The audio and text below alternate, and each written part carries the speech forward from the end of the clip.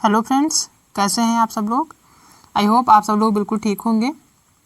चलिए शुरू करते हैं आज की क्लास। आज की क्लास में हम जो भी आपका पेपर हुआ है 20 अगस्त को, उसमें ईवीएस का पेपर सॉल्व करने वाले हैं। ठीक है, तो सारे क्वेश्चन आप 1 बाय 1 आप मिला लीजिएगा। ठीक है, चलिए शुरू करते हैं आज की क्लास।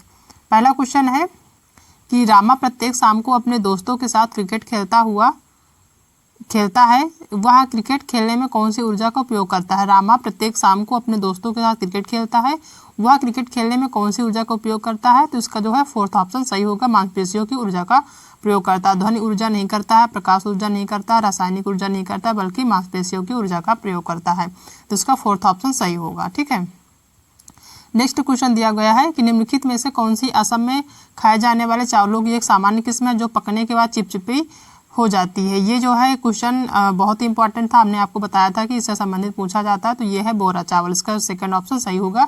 ये जो है असम में खाया जाता है और ये पकने के बाद चिपचिपा हो जाता है, तो इसका सेकंड ऑप्शन सही होगा। थर्ड है कि जब हम ईंधन जलाते हैं तो हमें प्राप्त होती है, तो उसमें से प्राप्त होती है ऊष्मा एवं प्रकाश ऊर्जा। थर्ड ऑप्शन इसका सही होगा 63 क्वेश्चन का। ठीक है, 64 क्वेश्चन देखते हैं कि सांपों के बारे में निम्नलिखित कथनों पर विचार कीजिए तथा निम्नलिखित में गलत कथन को चिन्हित कीजिए। ठीक है, यानी कि जो गलत है उसको बताना है। ठीक है, देखते हैं। पहला है कि वे अपने शिकार को चबाकर खाते हैं, तो सांप चबाकर नहीं खाते हैं। वे अपने भोजन यानी शिकार को पूरा निगल जाते हैं, तो ये बिल्कुल सही है कि निगल जाते हैं। ठीक है, लेकिन इसमें और देख लेते हैं। सांपों के दांत नुकीले होते हैं। और फोर्थ ऑप्शन है कि जहरीले सांपों के डसने वाले दांत होते हैं। तो इसमें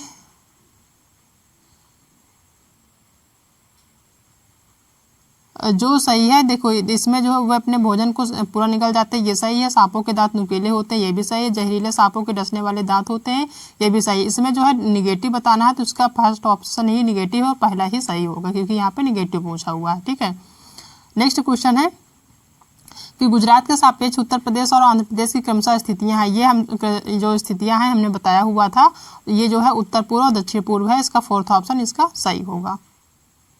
ठीक है, नेक्स्ट क्वेश्चन है कि स्तंभ ए और स्तंभ बी का मिलान कीजिए। ठीक है, स्तंभ ए में है जीरा, केसर, मिर्च और लौंग। तो बी में है कील की तरह दिखता है, दक्षिण अमेरिका की उत्पत्ति, पीले रंग का और छोटा परंतु खुशबूदार। इसमें बताना है कि जो कील की तरह दिखता है वो क्या है। तो ये जो कील की तरह दिखता है वो लौंग है। दक्षिण अमेरिका से जो उत्पत्ति होती है वो मिर्च है। तीसरा है पीले रंग का जो होता है वो आपका केसर होता है, और छोटा परंतु खुशबूदार ये आपका जीरा होता है। तो ठीक है, तो इसका जो है थर्ड ऑप्शन सही होगा, तीसरा वाला। ठीक है, नेक्स्ट क्वेश्चन है 67 कि बंगाल की खाड़ी का तटवर्ती राज्य या केंद्र शासित प्रदेश है, कौन सा है। तो इसमें सेकंड होगा, ओडिशा है। ठीक है, नेक्स्ट है जंगलों के बारे में निम्नलिखित कथनों पर विचार कीजिए। पहला है कुडुख भाषा में तोरंग का मतलब जंगल है, बिल्कुल सही है। दूसरा है कि झारखंड में ग्राम परिषद लॉटरी के माध्यम से यह तय करती है कि यानी पंचायत जो उसके लॉटरी के माध्यम से तय करती है कि किस प्रकार की कृषि के लिए कितनी भूमि है। बी सी है जंगल अधिकार कानून 2007 उन लोगों को अधिकार दिलाता है जो कम से कम 15 वर्षों जंगल में रह रहे हों। और डी है कि मिजोरम में लगभग 3/4 लोग जंगलों से जुड़े हुए हैं। ठीक है, तो इसका जो पहला है कि कुडुख भाषा में तोरंग का मतलब जंगल होता है, बिल्कुल सही है ये।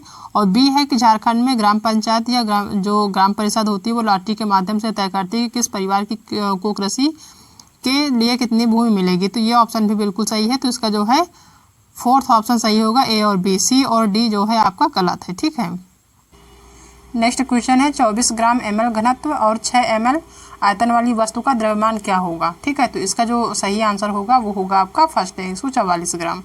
ठीक है, नेक्स्ट क्वेश्चन है कि कांसा यानी कि ब्रांज एक मिश्र धातु है जिसे निम्नलिखित में से किन्हें पिघलाकर बनाया जाता है। यानी जो कांसा है वो किससे जो है पिघलाकर बनाया जाता है। कौन कौन सी चीजें हैं जिसको पिघलाकर कांसा बनाया जाता है। पहला जिंक और टिन, दूसरा टिन और कॉपर, तो इसका सेकंड ऑप्शन ही सही होगा। नेक्स्ट क्वेश्चन है कि निम्नलिखित में से हाथियों के बारे में सही कथन चुनिए। पहला है 3 महीने के हाथी के बच्चे का वजन सामान्यतः लगभग 100 किलोग्राम होता है, ये गलत है। इसका जो सही ऑप्शन होगा वो सी होगा कि हाथी बहुत अधिक आराम नहीं करते, वे दिन में 2 से 4 घंटे सोते हैं, ये बिल्कुल सही है। और डी नंबर है कि हाथी कीचड़ और पानी में खेलना पसंद करते हैं, ये सही है। बी दिया हुआ कि वयस्क हाथी एक दिन में 200 किलोग्राम से अधिक पत्तियां और झाड़ियाँ खाते हैं, ये आपका गलत है। तो सी और डी यहाँ पे सही है, तो सी और डी पहला ऑप्शन है, ये सही है। ठीक है, नेक्स्ट क्वेश्चन है कि बिहार राज्य के लोगों के लिए निम्नलिखित में से मधुमक्खी पालन कार्यक्रम आरंभ करने के वर्ष की सर्वश्रेष्ठ अवधि क्या है? तो उसकी जो अवधि है वो है आपकी अक्टूबर से दिसंबर। ये जो है हमने इसको कई बार कराया हुआ है, तो ये इसका सेकंड ऑप्शन सही होगा। नेक्स्ट क्वेश्चन है कि निम्नलिखित कथनों को पढ़िए तथा सही विकल्प का चयन कीजिए। अभिकथन है कि दाब लगाने पर गैस को आसानी से संपीड़ित किया जा सकता है, ये जो है आपका कथन दिया हुआ है। और दूसरा दिया हुआ है कारण कि जब हम किसी गैस पर दबाव लगाते हैं तो गैसीय कणों के बीच अंतराणुक स्थान कम हो जाता है और यह आसानी से संपीड़ित हो जाता है। तो इसका जो कथन है वो भी सही है और जो है कारण जो दिया हुआ ये भी सही है। ठीक है, तो इसका थर्ड ऑप्शन सही होगा कि ए और बी दोनों सही है तथा आर जो है ए और आर दोनों सही है तथा आर ए की सही व्याख्या करता है, तो इसका थर्ड ऑप्शन सही होगा। नेक्स्ट है 74 क्वेश्चन कि निम्नलिखित कथनों ए और बी पर विचार कीजिए। कथन दिया हुआ कि मनाली में ढालू छतों वाले मजबूत बांसों के खंभों पर बने ऊंचे ऊंचे लकड़ी के घर बनाए जाते हैं, तो ये ऑप्शन आपका गलत है। और बी नंबर दिया हुआ है कथन में कि मनाली में बारिश बहुत होती है और बर्फ भी पड़ती है, सही विकल्प चुनिए। तो जो है ये सही है कि मनाली में बारिश बहुत होती है और बर्फ भी पड़ती है, तो ये सही है। इसका कथन ए जो है गलत है और बी सही है, तो कथन ए गलत है और बी सही है, ये सही होगा सेकंड नंबर। ठीक है, बी ऑप्शन यहाँ पर सही है। नेक्स्ट क्वेश्चन है कि पौधों के निम्नलिखित मुख्य कार्यों पर विचार कीजिए। ठीक है, इसमें जो है पौधों के जो कार्य हैं उस पर बताना है कौन सा सही है। ठीक है, पहला कि भोजन का उत्पादन और भंडारण करना, तो ये जो है गलत होगा। पौधा होता है वो भोजन का उत्पादन नहीं करता है और भंडारण तो एक बार कर सकता है लेकिन उत्पादन नहीं करता, तो ये गलत होगा। पौधे की शक्ति और सहारा देना ये देता है। ठीक है, और पौधे के अन्य भागों को जड़ों से जल और खनिज का स्थानांतरण करना, पौधे के अन्य भागों को जड़ों से जल और खनिज का स्थानांतरण करना, ये भी सही है। तो इसका बी और सी ऑप्शन यहाँ पे सही है, केवल बी और सी, इसका सेकंड ऑप्शन यहाँ पे सही होगा। नेक्स्ट क्वेश्चन दिया हुआ है कि निम्नलिखित कथनों को पढ़िए तथा सही विकल्प का चयन कीजिए। ठीक है, 76 नंबर क्वेश्चन इसमें दिया हुआ कथन में कि ईवीएस को सीखने का अवलोकन, पहचान, वर्गीकरण आदि से संबंधित प्रक्रिया कौशल के लिए उन्मुख होने की आवश्यकता है, ये जो है आपका अभिकथन है। और कारण दिया हुआ कि विभिन्न प्रक्रिया कौशल प्राप्त करने के माध्यम से ईवीएस के सीखने के परिणामों को हासिल करने की संभावना होती है। ठीक है, तो इसका जो आंसर सही है वो आपका सही होगा, इसका सेकेंड ऑप्शन सही होगा कि ए गलत है परंतु आर सही है। ठीक है, नेक्स्ट क्वेश्चन है कि एक ईवीएस शिक्षक कक्षा में एक प्रयोग प्रदर्शित करता है जिसमें एक अंडा पानी में गिलास में डूब जाता है लेकिन पानी में नमक मिलाने पर तैरता है। विद्यार्थियों की पूछताछ के लिए वह निम्नलिखित में से कौन सी सबसे उपयुक्त व्याख्या दे सकती है। ठीक है, पहला ऑप्शन है कि अलग अलग मात्रा में नमक के साथ प्रयोग करें और उसका जो है अवलोकन करें। दूसरा है कि प्रत्येक विद्यार्थी को पानी में विभिन्न वस्तुओं डालकर स्वयं निष्कर्ष निकालने दें और पानी के घनत्व के कारण अंडा तैरता है। चौथा कि आप उच्च कक्षाओं में सही कारण, तो इसका सेकंड ऑप्शन सही होगा। जहाँ पे स्वयं निष्कर्ष निकालने की जो है बात करी जाए, ये इसका सेकंड ऑप्शन आपका सही होगा। ठीक है, नेक्स्ट क्वेश्चन देखते हैं कि एक ईवीएस शिक्षक को योगात्मक मूल्यांकन के लिए प्रश्न पत्र तैयार करते समय डैश पर जोर देना चाहिए, किस पर जोर देना चाहिए ये बताना है। पहला ऑप्शन है कि प्रश्न पत्र की लंबाई और कुल अंक, दूसरा है प्रश्न पत्र की लंबाई और उद्देश्य, तीसरा ऑप्शन दिया हुआ प्रश्न पत्र की सामग्री, कवरेज और उद्देश्य, इसका आपका थर्ड ऑप्शन ही सही होगा। ठीक है, नेक्स्ट क्वेश्चन है कि ईवीएस के लिए रचनात्मक आकलन डैश है। पहला है सीखने के लिए आकलन, दूसरा सीखने का आकलन, तीसरा है अधिगम के रूप में आकलन और चौथा है सीखने के बारे में आकलन। ठीक है,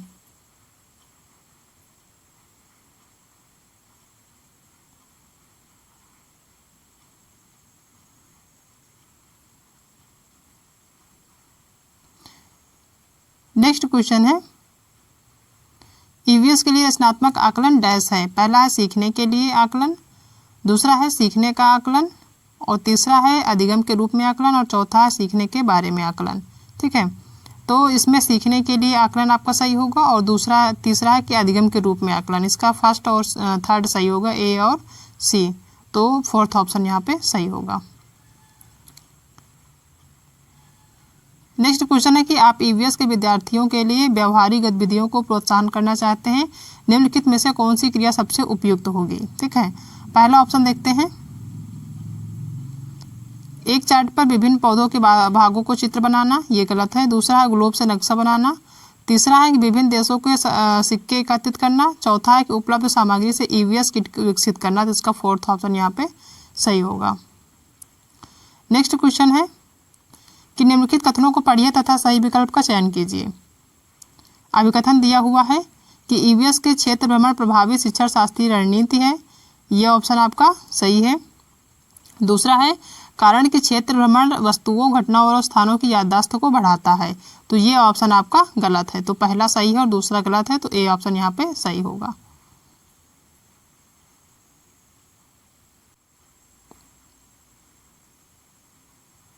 नेक्स्ट क्वेश्चन है कि यदि थीम यात्रा, रेलवे स्टेशन, ईवीएस में एक सामुदायिक संसाधन के उपयोग को दर्शाता है तो निम्नलिखित में से कौन पूरा करेगा।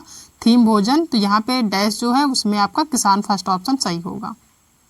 ठीक है, नेक्स्ट क्वेश्चन है कि ईवीएस शिक्षण के दौरान एक शिक्षक का बयान प्रश्न जो विद्यार्थियों को स्वयं या अपने साथियों की प्रतिक्रियाओं से उत्तर को विकसित करने के लिए प्रोत्साहित करता है, तो उसका जो है सेकंड ऑप्शन खोजपूर्ण प्रश्न सही होगा। नेक्स्ट क्वेश्चन है कि एक शिक्षिका ईवीएस शिक्षण के लिए अपने विद्यार्थियों के साथ तुल्यकालिक संप्रेषण का चयन करना चाहती है, वह निम्नलिखित में से किसे चुनेगी। तो वो चुनेगी आपका, पहला है कि वीडियो कॉन्फ्रेंसिंग, ऑनलाइन चैट सत्र, फ़ोन कॉल। दूसरा है कि phone call, pre recording video, tele conferencing. तो इसका जो सही ऑप्शन होगा वो पहला होगा वीडियो कॉन्फ्रेंसिंग, ऑनलाइन चैट सत्र और फ़ोन कॉल। फर्स्ट ऑप्शन यहाँ पे सही होगा। नेक्स्ट क्वेश्चन है कि आपको कक्षा 3 से 5 तक यानी कक्षा 3 से 5 तक के अपने विद्यार्थियों के लिए ईवीएस पाठ्य पुस्तकों को चयन करना है।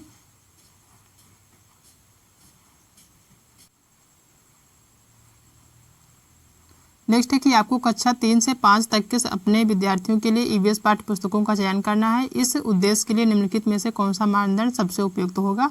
तो पहला है कि पाठ्य पुस्तक बाल उन्मुखी होने चाहिए तथा लिंग, जाति, वर्ग और धर्म के आधार पर किसी भी रूढ़िवादिता या अपमानजनक व्यवहार से रहित होना चाहिए, तो ये इसका पहला ऑप्शन ही यहाँ पे सही होगा।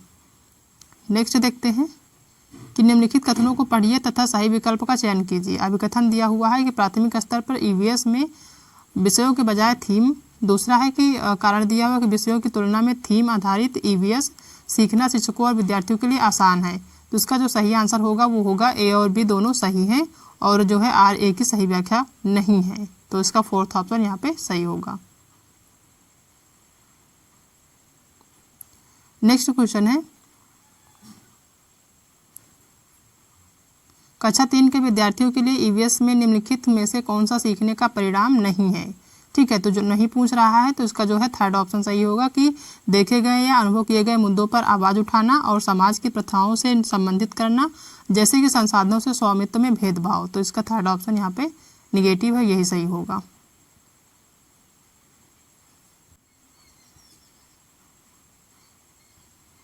नेक्स्ट क्वेश्चन है कि निम्नलिखित में से कौन सा विकल्प कक्षा 1 से 5 तक के ईवीएस पढ़ाने का मुख्य उद्देश्य है। तो जो मुख्य उद्देश्य है वो है पहला कि शिक्षार्थियों को कक्षा के अधिगम को स्कूल के बाहर के जीवन से जोड़ने में मदद करना, पहला ही ऑप्शन यहाँ पे सही होगा। नेक्स्ट है कि अनीता परिवार थीम को पढ़ाने के लिए एक इकाई योजना तैयार करती है, निम्नलिखित में से कौन सा उसकी इकाई योजना का शीर्षक होगा। ठीक है, तो उसका जो शीर्षक होगा वो देखते हैं। पहला है कि परिवार संबंध, लिंग, भूमिकाएं, व्यवसाय बदलते समय में सामाजिक सांस्कृतिक इकाई के रूप में, तो उसका पहला ऑप्शन ही यहाँ पे सही होगा। नेक्स्ट है कि श्रीमती शीतल ईवीएस की विभिन्न अवधारणाओं को समझाने के लिए प्राथमिक कक्षाओं में कहानियों और कविताओं का उपयोग करना पसंद करती हैं। उनके द्वारा कहानियों और कविताओं का प्रयोग का सबसे उपयुक्त तर्क कौन सा है। तो सबसे उपयुक्त जो तर्क है इसमें वो देखते हैं। पहला है कि ईवीएस के पाठ्यक्रम को पूरा करना, साथ ही साथ विद्यार्थियों को स्कूल में आने से पहले इनको सुना होना, ये गलत है। दूसरा कि विद्यार्थियों को अपनी कविताओं और कहानियों को लिखने के लिए प्रोत्साहित करना, तो ये ऑप्शन आपका सही होगा। सी है कि विद्यार्थियों को भाषा और संस्कृत की विविधता के बारे में जागरूक करना, ये ऑप्शन भी सही है। और फोर्थ है कि पाठों में अधिक संवादात्मक, सुखद और दिलचस्प, पाठों को अधिक संवादात्मक, सुखद और दिलचस्प बनाना, तो ये ऑप्शन आपकी सही है। तो फोर्थ ऑप्शन बी, सी और डी यहाँ पे सही होगा। ठीक है, तो ये सारे क्वेश्चन हैं ईवीएस के 30 क्वेश्चन जो कि हमने आज एनालिसिस किए हैं। आई होप कि आप सबका जो है आपका ईवीएस का पेपर अच्छा गया होगा। ये सारे क्वेश्चन जो है आप मिला लीजिए और कितने क्वेश्चन जो है आपके सही होते हैं वो आप हमें ज़रूर बताइएगा। मिलते हैं नेक्स्ट क्लास में एक नए टॉपिक के साथ, तब तक अपना ध्यान रखिएगा।